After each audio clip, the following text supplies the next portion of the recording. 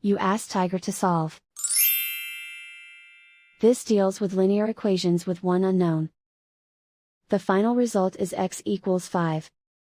Let's solve it step by step. Group all x terms on the left side of the equation. Add x to both sides. Group like terms. Simplify the arithmetic.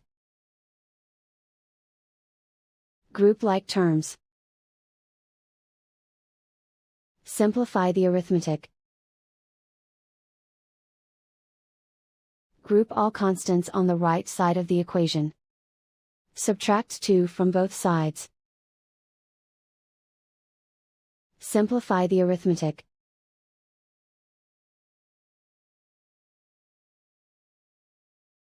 Isolate the x. Divide both sides by -2. Cancel out the negatives. Simplify the fraction. Cancel out the negatives. Find the greatest common factor of the numerator and denominator. Factor out and cancel the greatest common factor. And so the final result is x equals 5.